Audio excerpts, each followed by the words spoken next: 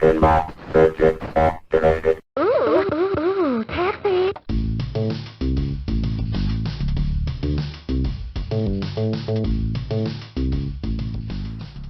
Update. All right, so it's taken almost a month and I still don't have my powder coating back. So I am gonna move forward and go ahead and do the Playfield swap. I had been wanting to try and get the cabinet here finished, but I can't finish the cabinet without my powder coating stuff because I can't put the armor on, I can't put the buttons in, I can't put the switches in, I can't put the coin door on. So I am hoping that I'm gonna get my armor next week. But in the meantime, I thought what I would do is update everybody since it's been so long and let you know where I'm at. So cabinet is getting there. I went ahead and purchased some Pinball Pro speaker upgrades. So I'm in the process of wiring all that in. I need to kind of clean this light board a little bit. And then all the boards are back in it. I did recap that board. I think I videoed that. I may put that video in this episode just so you can see how to recap a board. All of the wiring harnesses were washed and dried. I've got the lock back in. Now here's a weird thing that's peculiar to Taxi. So all of the locks that I could get online from Marco or wherever, they rotate, I guess that would be clockwise. And this one needs a rotation counterclockwise so that that mechanism works correctly. And so that when it's locked, you can remove the key. Because if it rotates the other way, it gets stuck. So I had to use the original lock. So I basically just polished that. There is a way, if you get into the guts of this lock and remove this little plate, I think, if you rotate it 90 degrees, that may reverse the way it works.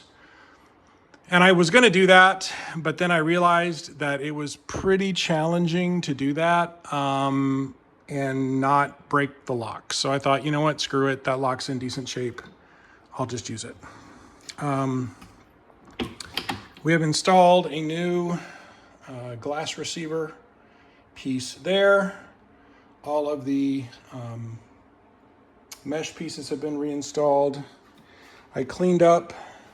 You can see there's all new ground braid throughout the cabinet. I cleaned up the auxiliary box there, new fuse, repaired the fuse holder that was in there. It was cracked a little bit, so I fixed that. All of the bolts have been color matched here as well. You've got color matched here and color matched here just to make them kind of go away. I went ahead and painted the inside of the green start button, which is right there now. So that now looks good. I haven't done the shooter rod yet. It's under there. I'm going to eventually polish that out. So that's where we're at with the cabinet. And it's coming along. I am going to make a new speaker panel for this. This one's in decent shape, but if you can see over here, it's kind of chewed up. And so my buddy Chris and I are going to make a new speaker panel, scan that art in, make new art, maybe do a little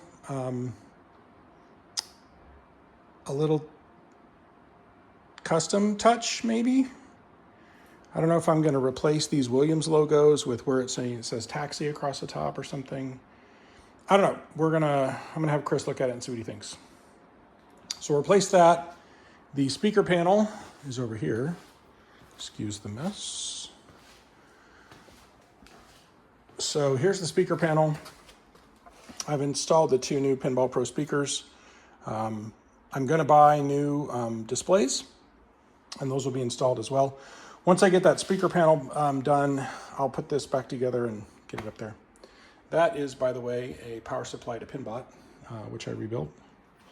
Here's the old Playfield, and here is the new one. So this is another Taxi Playfield, obviously, from CPR. This is the second one that I ordered, because if you recall, I screwed up the first one. And that first one is up there. And I will be fixing that one, but I'm going to proceed with this one for the swap just to get the game playing and done and finished. So you can see I've given this a little bit of a polish with my polisher. There were some scratches and stuff in it that I took out. So you can see it's in pretty good shape. I mean, it's pretty nicely polished at that point. There are some little ditzels. I don't know if you can see. There's one right there. Little flaw in the clear. There's a couple more down here. I mean, this is the kind of stuff that I tried to fix on my original taxi Playfield. And I did get them fixed a bit, but this one's actually not too bad. There's just those couple of flaws. So I'm going to go ahead and just use this as the Playfield.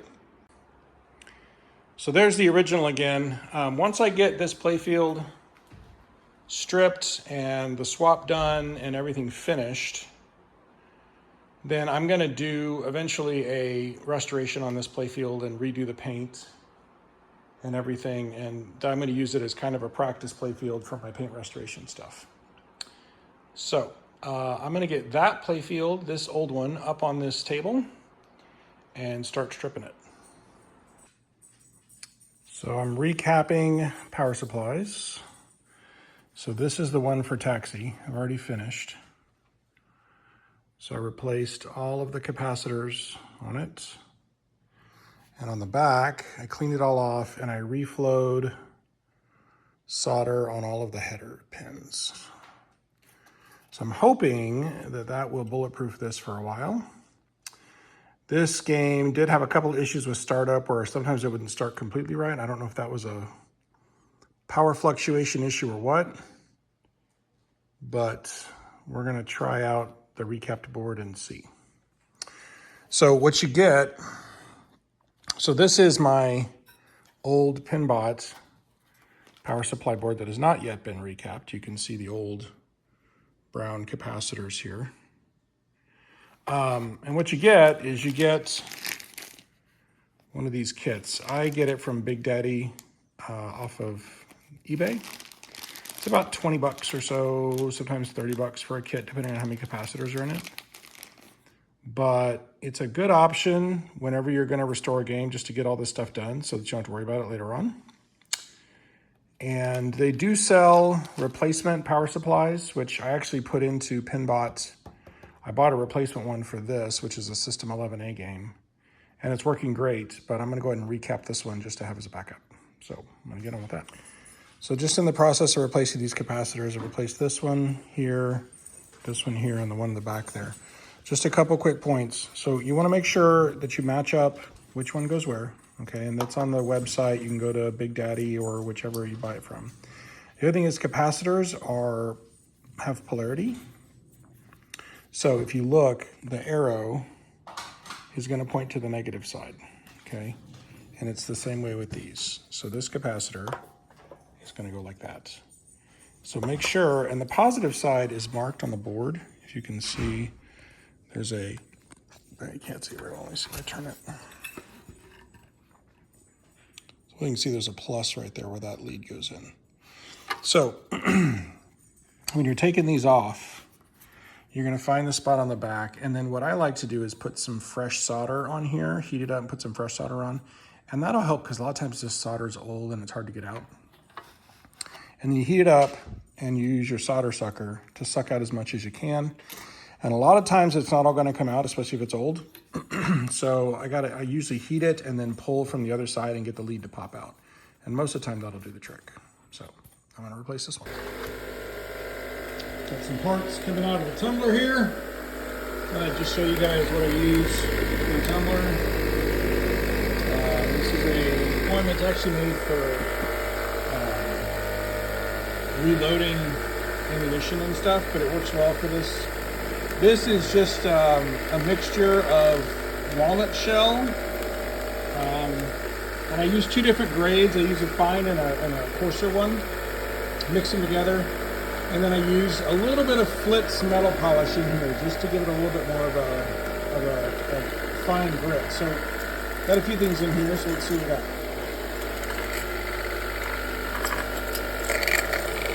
so here's a piece. This is kind of what you get. This is after 24 hours. You can pull out, hopefully, these guys here. They do get stuck together. Hang on a second. So here's a spring. This is just a pop bumper spring. I just try and tumble as much as I can,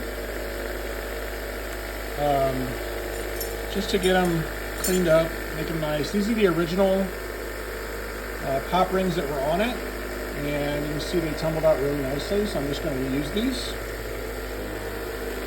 See what else we got. Here's the other ring. This is a pop nail.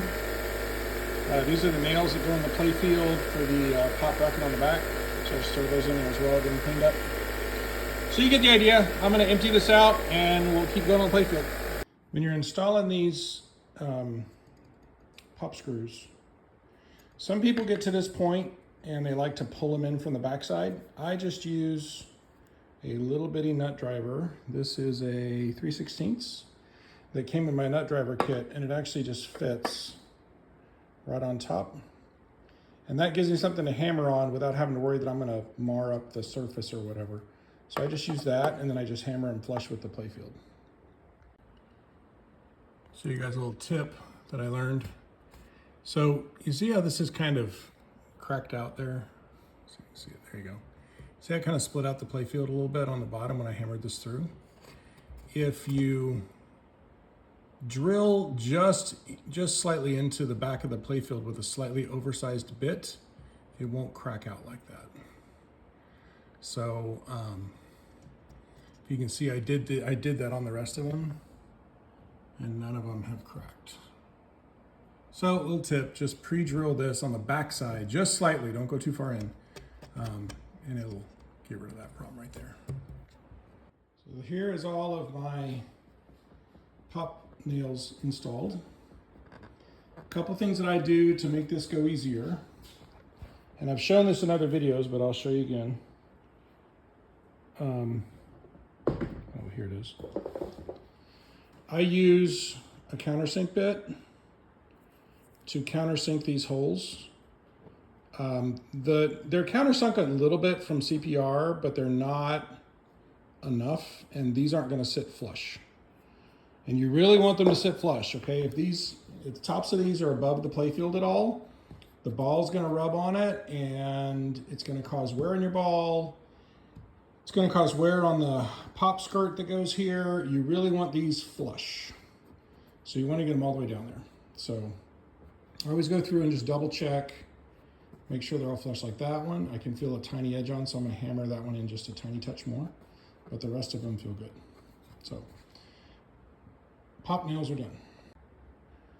When you're putting on the bases, you want to make sure that you're putting them on correctly, okay? And each manufacturer is different. Like Bally's have a plate on the back that these go into. This just has screws that go into the actual Playfield. You can see the pilot holes there. And you want to look at your base. I'm using a clear base for this, but there are holes for your leads, for your light bulb, your light socket, and there are holes for the screws. So the bigger hole here, the one that's kind of vertical in this shot, is your screw holes. So what you want to do is make sure, if you look on the bottom, this is a big fat one and these are little bitty ones. And the little bitty ones go into the big fat ones and the big fat ones go on top of the little base here. So you just want to make sure you get that oriented correctly so it's sitting the way it should before you go screwing stuff in, okay? Now sometimes with these CPR Playfields, the holes aren't exact, but this one's pretty good. Really what you want to do is make sure that when these are in the right spot, that you've got these little divot things, these little recesses with enough clearance to fit the shaft of your pop ring down there without binding. And this looks okay. If you really want to, you can take a Dremel tool and kind of open that up a little bit more. And sometimes I'll do that if the shaft is binding when I get the whole pop body together. But I think this will be okay, but we'll see. So I'm gonna install these. Just show you guys real quick how I regrain stainless. So this is one that I just went through doing phase 1 on, okay? And that is with this. This is a 3M, I believe this is a medium. Combi wheel. And I'll do a medium pass with this to mainly just get all of the old tarnish off and get the regraining started. And then I'm going to come back with a fine wheel and do it again. And then if I'm still not happy with that, I'll go into it with some wet dry sandpaper. So here's an example of what it looks like when I start. It's pretty typical, right? Not terrible, but there's been a lot of kind of polishing from the ball going by over the years. There's a little bit of crud on there. So I'll show you what happens when I get done. So here it is after the first regraining. You can see that that medium wheel has taken all of that polished area out. It's all regrained and uniform again. So now I'm going to go to the next level wheel and just kind of polish it a little bit. This is the fine grit wheel that I use. You can't actually, I wish they had the grits on the back, but they don't, unfortunately. But you can tell just by feeling it that the Scotch-Brite material is softer. So this is a fine wheel and the other one was a medium. I don't use coarse because I think it makes too deep of scratches in the stainless and it's hard to get out. So this usually is my last step. If I'm still not happy with it, I can go after it with like 800 grit sandpaper under some water, but we'll see what it looks like after this. So see if we can appreciate this on the video. So this has not yet been done with the fine combi wheel. And hopefully you can kind of see sort of the level of graining that we have there. And then this side has been done. Oh, focus, focus. With the fine combi wheel, and you can see it's a lot finer sheen to it. And this is kind of usually where I stop. I'll put a little coat of wax on here just to keep it from getting dirty too quick once you start playing, but otherwise this is kind of the grain that I like here. Again, versus that, which is a lot coarser. And here it's a lot finer. And this is the finished piece ready to go back on the playfield. That's how you regrain. Just going to show you the parts as they come out of the tumbler. So this is after about, this is actually 48 hours of tumbling, okay? And I don't normally tumble them for 48 hours, but I had to go to town, so I just let it run. But you can see things come out nice and shiny. So yeah, this is kind of the part where I start to get excited about the restoration more. You start to see, you know, the old parts getting all cleaned up and shiny now. This one as well, you can see it's real, very nice and shiny there. So I'm going to go ahead and put in the little wire guides now. It's kind of the next step because these require hammering. I try and get all the hammering done first. The next thing is going to be to install these little blind nuts here. And these go on the other side, and underneath here is the hinges for the playfield so that it can pivot up and down in the cabinet. So these need to go in because there's pieces that go over the top of this. So I'll put these in next as well. And you can see we got the pops kind of installed. I'm going to change these out. I put these in. I'm going to go ahead and go with these because I'm going to do Bright Mod pop bumper caps, and they require what is that? A wedge socket. So I'm going to do those. So I'll get going. All right, so just want to show you guys what I do here for wire guides. So if you can see, this is the hole right here for the wire guide. And Generally, these are drilled really small by CPR, and there's a lot of times some clear in there. So what I do is I get a drill bit here that is the same diameter as the wire guide. And I'm gonna put this drill bit on reverse, and I'm just gonna drill through the clear here and just slightly into the wood to give it a spot to go into. You don't wanna drill all the way through, because then what you have to do, if you do it, it's not that big of a deal.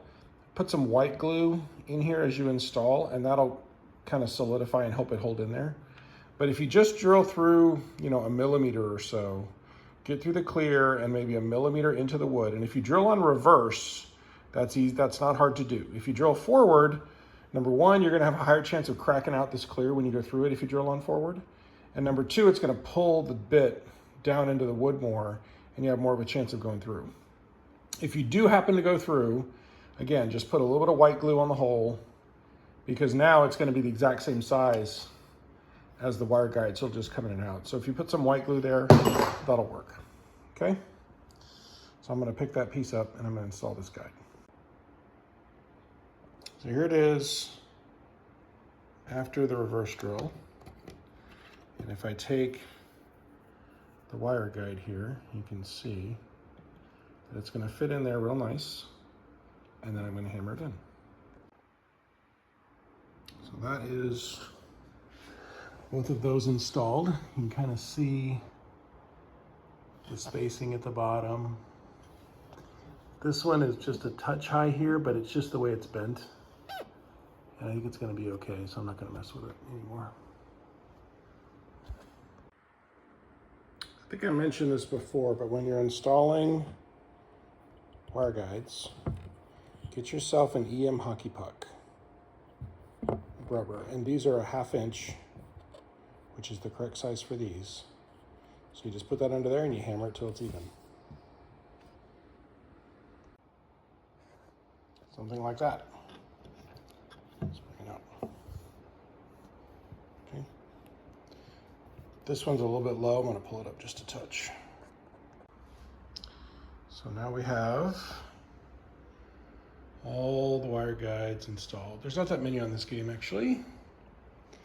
This one on my original game, actually this had been pushed all the way down through the playfield, so it was like angled way down. So it does not go that way. I checked online and it's supposed to be a straight shot there, so that's now corrected.